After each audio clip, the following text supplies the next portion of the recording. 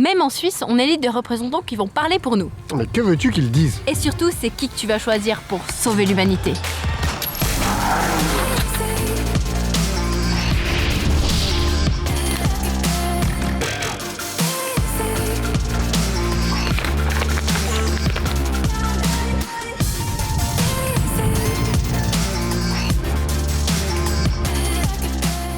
Et Juliette, il se passe quoi en octobre?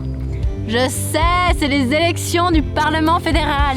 On est relou, hein. Bon, on connaît toujours pas la moitié des gens qui sont sur les listes qu'on nous propose et on sait toujours pas qui va voter pour l'environnement. Mais il existe toujours la plateforme EcoRating qui a posé aux candidats des questions pour qu'ils se positionnent sur des questions d'environnement et notamment liées à la protection de la nature. Donc, quand on parle de protection de la nature, on parle notamment de la biodiversité. Mais protéger la biodiversité, qu'est-ce que ça veut dire? Et ben en fait, c'est surtout garantir qu'on ne va pas complètement détruire certains services que nous rendent les espèces animales ou végétales.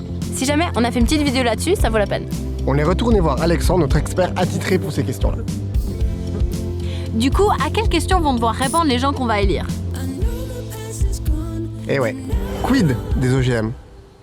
Alors pour commencer, un OGM, c'est un organisme génétiquement modifié, c'est-à-dire qu'on a un peu joué de son bagage génétique pour le rendre plus productif, plus résistant, plus fort, plus grand, plus beau. Ça a l'air d'être avantageux, hein, ces OGM, Juliette. Mais pourquoi est-ce qu'on s'en méfie alors? En théorie, ça sonne bien. Malheureusement, en pratique, il peut y avoir des problèmes. Il peut y avoir des effets non ciblés.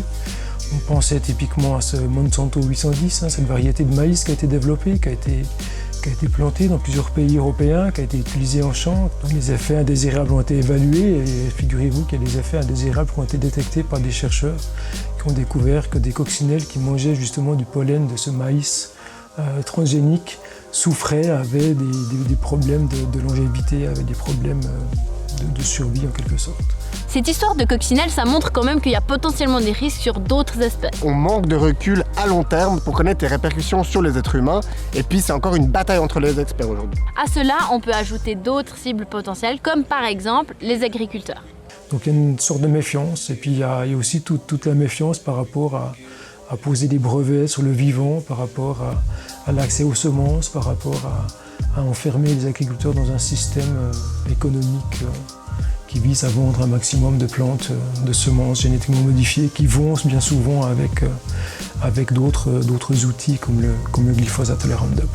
Ce que nous dit Alexandre, c'est intéressant parce que les pesticides, quand on parle de protection de la nature, c'est un enjeu qui est énorme. Merci Jamy. Mais alors, quid des pesticides? Les pesticides, ça tue les pestes, c'est-à-dire des insectes ou des plantes ravageurs et qui détruisent les cultures. Mais du coup, c'est pas mal, non? Si ça tue ce qui attaque nos cultures, mais que ça protège ce qu'on va manger. Oui, normalement, un pesticide, il est ciblé. On parle de produit phytosanitaire qui sera homologué pour un usage sur une culture contre un type de ravageur donné. Mais vous imaginez bien la difficulté de s'assurer que le ciblage a été bien fait. Malheureusement, on a souvent des effets collatéraux. On a des effets des espèces non ciblées qui peuvent être impactées par ces pesticides. Et ça, c'est grave, docteur? Donc les communautés d'insectes sont en train de s'effondrer tout simplement. Donc on se méfie des pesticides parce que ça tue de manière non ciblée les insectes et les plantes. Et aussi parce qu'on en retrouve des traces dans nos organismes humains et qu'on ne connaît pas les répercussions que ça aura sur le long terme. Ok, mais Alex, il y a quand même beaucoup de gens à nourrir sur Terre. Est-ce qu'on va vraiment réussir à produire assez de nourriture si on doit se passer des pesticides? Et je pense qu'on arrivera à produire assez, surtout si on s'occupe aussi d'autres problèmes par rapport à l'alimentation qu'est le gaspillage. Mais du coup, ça demande d'innover, de changer notre mode de culture et aussi de changer nos modes de vie. De nouveau, tout est lié à des questions politiques et des choix entre différents scénarios. C'est pour ça que c'est très important de bien choisir les gens qu'on élit. On t'a proposé un petit aperçu des questions qui pourraient être posées aux candidats. On espère que tu t'es fait ton propre avis sur la question. Et puis, on te met le lien dans la description vers EcoRating, comme ça tu peux voir qui pense comme toi.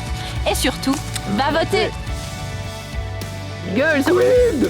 Quid! Ok.